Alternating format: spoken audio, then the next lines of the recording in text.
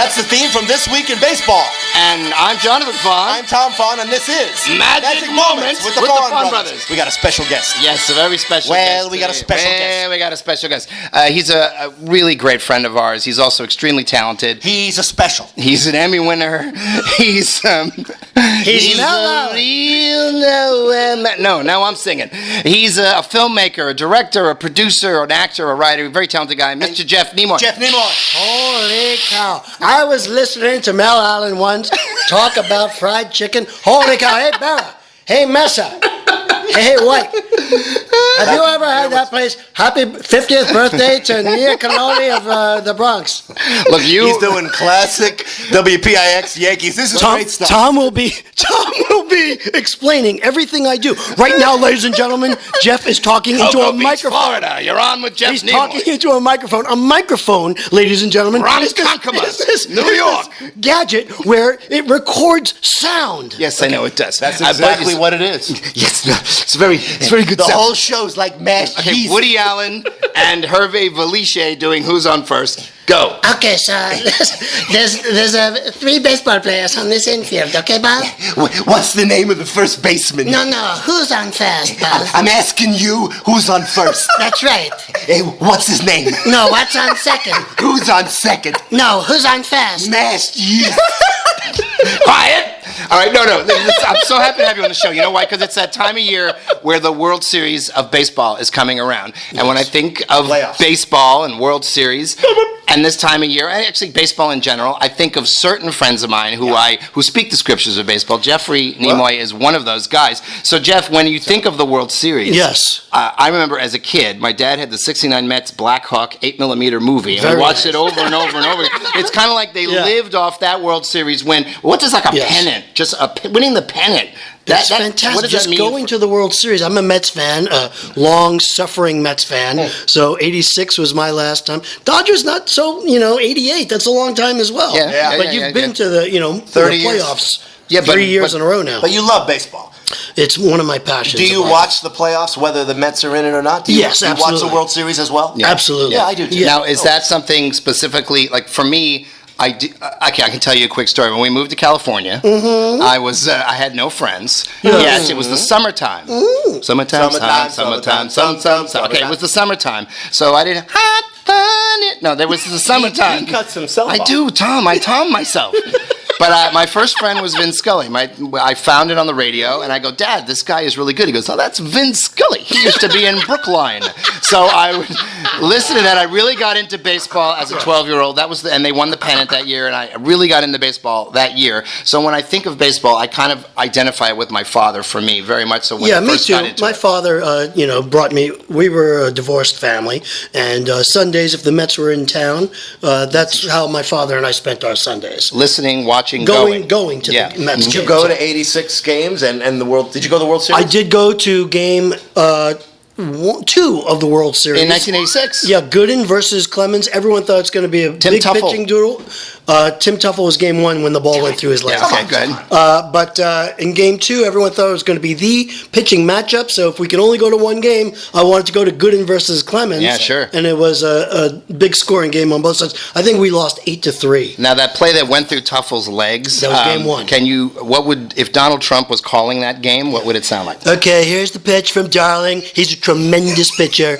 Probably the greatest Hawaiian pitcher who's ever on the mound right now. Okay, there's a ground ball. Oh, it goes through Tuffle's. You're fired. Tim Tuffle, you're fired. I was a kid. I was 7 in the 69 Mets, but the 73 Mets, Marty Parker, shout out. Marty Parker, Sacramento, the first shout out. Marty Parker, I can't believe you shouted me out. Marty, a big Oakland A fan. Oh, yeah. And they Sega. won. I love Sega, too. They won in 72, 73, and 74, the Mets, the Oakland A's. Yes. And so I really remember 73 World Series. Meanwhile, 7 games. Marty's outside saying, get me a ticket. We're so happy to have Alan Arkin here. Alan Arkin. Hello. It's very good to be here. It's good to be anywhere at my age, to tell you the truth. Yes, I'm very talented. I do a lot of movies. A lot of movies where I play old people now. How about the In-Laws? I used to play Mexicans. I used to play a lot of Mexicans. Freebie and the Bean. Yes. I played a Puerto Rican and Poppy. But now I'm just an old Jew. That's all. Now, if he were to call a baseball game, what would that sound like? Alan, 2-2 to Harvey Kane. Sandy in the windup. Strike 3, a perfect game. It's just a perfect game. you guys don't know how good this is. Now wait, I got another story with baseball and my dad. Now to me the 81 Thomas, plenty. That's my list. Why do you do that? There's plenty of time. 81 Dodgers won the World Series, and I remember my dad had to take he was going on a business trip that night. I'm like, how could you go on a business trip? It's Game 6. They could clinch that. They'll win if I don't watch. That was one of his things. I've gone through periods of that. We've been doing that lately with the Dodgers. It's been brutal. I go through periods of that when I find out I've been watching a bunch of Met games and they lose, and then I miss one and they win. I will not watch. Thing, like shirts you wear. There's a lot of superstition. But it was the 81 Dodgers, and to many people, the 81 Dodgers were similar to the 55 Dodgers in that they were a team that was together a long time. They lost in the World Series a bunch of times, and then they finally won. But here's the thing. A lot of baseball fans who are not Dodger fans feel the 81's a little cheap. Oh, because of the strike year. That's right. What do you guys think? We'll take it. I'll take it because they went in 77 and they went in 78 and they lost 74 also. Were you thrilled though? In but I remember when they won. Mike Scioscia, who's currently looking for a job if he wants to stay in baseball. Mike Scioscia for Howard's. Come down for the greatest electronics in Orange County. You don't know how good that is. He was on the 81 and the 88. That's right. Well, 88 he broke. The Met fans know Mike Scioscia. We won't hit that home run off a quiet. But wait a second. So did you celebrate as if they won the World Series in a regular season? I really remember 88. 81. 81, yes. For me, that was a very big World Series for me. And I remember my dad was flying on a business trip, I think, to Cincinnati. And I remember he called after the game, did you watch that? I'm like, yeah. I was very I was emotional. Like, it was my first real baseball thrill. So when I was a kid, the Mets were terrible. I didn't really get into baseball till after 73. Here comes Lee Mazzilli. Mazzilli came in. You got into baseball after we moved. Yeah. So I was hugely... Steve Henderson up. Yeah, he was one of my favorites as well. And they were just so bad that I had a friend, Helene Podleski. Shout out to Helene Podleski. Second shout out of the show. Shout out to Helene. And she was also a huge Mets fan. And I said, I'm sick of this team. I'm sick. They're the worst. They have a mule for a mascot now. That's it. I'm going to root for the Dodgers. My grandparents and my father were both Dodger fans, all Dodger fans, Brooklyn Dodger fans. Yeah. I'm rooting for the Dodgers from now, and I love that, that 77, 78 team. I'm rooting for them, and she got so mad at me and upset with me. She started crying that I was going to stop being a Mets fan. Yeah. It's not why I joined. I'd like to call Helene now and say, what'd you do? We could have had him. We could have had him in our corner. It could have been on theme. Right now, the Dodgers and the Brewers are in the playoffs. The Dodgers are up 3 games at the time of this broadcast. The Dodgers are up 3 games to 2. The Odd Couple was filmed live in front of a studio audience. Now, what's the fellow's name? All in the Family was filmed in front of a live studio audience. You do it, Bill. The fella on first base. The fella on first base. What's his name? I'm trying to tell you. His name is who, Buzz? I don't know anyone who does a tattoo impression. Why is Alan Arkin, I just think I get very emotional with baseball more than any other sport. I don't know about you. And plus, we played baseball. We played Little League. We all still play competitively now when we can. I just think there's something about the game. Something to the speed of it. But I'll get emotional even if it's not the Mets. Like in 2004 when the Red Sox won. Oh, that was great for baseball. The Cubs. Yeah, totally. Yeah. No, that was it could Red be. Sox. It could be. And then the Cubs later. It could be Red Sox Dodgers this year. Okay, for many years, I knew every World Series winner. Yeah. How far back can you go? Right now, I could probably go back to World War about. II. That's when I could go back. I can go back to about 49 now. Yeah. But anyway, 40. Now I'm thinking about it. Maybe no. You want to go back? Can we go back together? No, but I've won drinks for a whole bar by 50 saying was the Phillies. But also like MVPs. I knew every MVP. Oh wow, really? Wow. Yes. Favorite baseball player when you were a kid, and favorite baseball player now.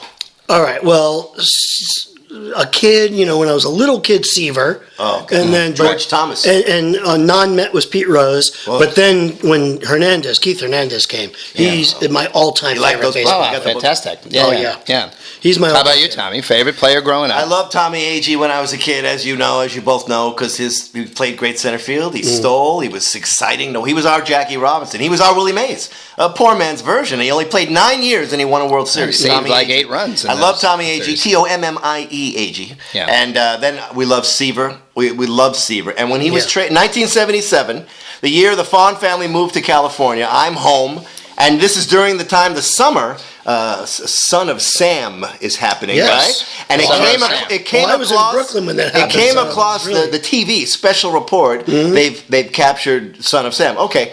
A couple of weeks later, you can look this up. Another special report. I'm like, oh, what is this now? Tom Seaver has been traded to the Cincinnati Reds. Yeah. The Midnight Massacre. Oh, that was... And they traded Kingman, too, one of my favorites. And then I jumped off the Mets. What do I think of Kingman's performance? And I jumped on the Dodgers. It's very baseball-ish. I jumped on the Dodgers. Jim Healy, you got a sick show. I jumped on the Dodgers, never looked back. 81, rooted for him. 88... I went to every Dodger-Met game, and the Mets beat the Dodgers every year. We crushed them. And then finally in the World Series... I took you to Game 2. We went to Game 2 Yeah, after they lost that game... I went to Game 1. We went to Game 2. I took you to Game 2. Right, and then we went to Game 7 also. And then I want to say one final thing about Mike Piazza, because he was my favorite, probably in the Lasorda's godson. When he was traded, that's still the worst trade in the history of the Dodgers, in my opinion. And when the Mets got him, of course, it was one of my favorites. And I actually rooted for the Mets. He was the greatest hitter in Met history just by joining the team. 2000, I flew back, $1,000 Thursday. That's a very $1,000 Thursday. Do you know about that? No. They had to get to Game 5 in which they would lose for me to be able to go. And I was talking to Dorothy, my lovely wife. We did not have our daughter. And I'm like, honey, I want to go see a Yankee Met World Series. They're calling it the Subway Series. This is a little bit of what it was like when the Dodgers played the Yankees so many times in New York. So many times. I want to experience that. Unfortunately. And it was $1,000 Thursday. $500 for the plane ticket. $500 for the World Series ticket.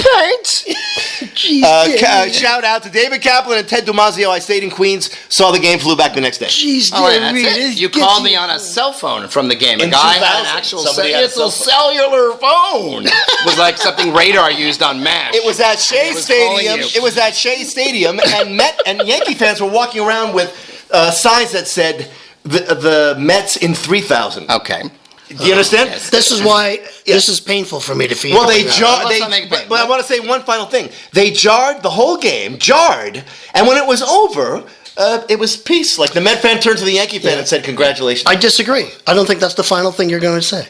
On that? The last out, Piazza flied out against, almost hit a home run. He flew out. I don't know how that ball stayed in the park. He flew out to Bernie Williams and his cello. Yeah. Now wait a minute. Because he plays the now listen. we didn't get to talk about me. So I would agree with you about Tom Seaver. I remember we had he left an hour ago. We had Kiwanis Little League night when we all went and Seaver made a speech. Do you remember that? I do remember that. So but Seaver was one of those guys, one of those New York icons like Joe Namath. I know you're still laughing. He was everywhere. Broadway Joe. But when in those Black Hawk films, the guy I liked was Don Clendenin. He wore number 22. He did. And then I remember seeing Casablanca at a very early age, and he bets on 22 black, so 22 always became my number. But when I got really into baseball about 14, 15 years old, I was very much into a player named Robin Yount. Who played for the Brewers because he was a teenager. He was 19 and in the majors, and I'm like, oh, he's just a few years older than me. And he played shortstop, so I played shortstop. Then he moved to center field, and I moved to center field. Only player to win the MVP in two different positions. Yeah, so that was one of the reasons I did This is a baseball themed show. It is why I like it. Okay. The theme of the show is baseball. I do. Hello, Wait, everybody. really quick, This is Jeff, Mel explain This Week in Baseball in about 30 seconds what it was. We have notes. So it was a recap before Sports Center, before all these things. Right. It was a recap hosted by a very well-known ex-Yankee announcer, Mel Allen. Right. And hello, y'all. It's This Week It was in our baseball. only way to see highlights. And you followed the highlights of every Before team during that week. before the internet. And it was a syndicated show, and the first half hour of that syndicated show was a show called The Baseball Bunch. Oh, with Ozzie Smith later. But Johnny Bench was the host. That's right. And he'd have guys like Ozzie I'm Smith. Johnny Bench, Yeah. and this is Johnny Bench's bench for Krylon. Remember he had that commercial? No runs, no drips, no There you go, you got it. This is George Michael in the Sport Machine. All right, wait a minute. Now look, obviously, the sports machine. That was look. There are so many topics to discuss with Jeff Nimoy. We have about 30 seconds. We're going to have to do another show. We will do another a show on Chinese food, but it's a show on the scriptures, WPIX, But we WOR. love baseball. It's that time of year where baseball's king. Hello, y'all. And I hope it's Dodgers Red Sox. We're going to do another show, and we'll be back. Jeff Nimoy, you're a classic individual, my friend. Enjoy the baseball season. Thank you, Jeff Nimoy. Part 1. There's a long fly ball. Oh my God, a tremendous fly ball. It's out of here. And so are we.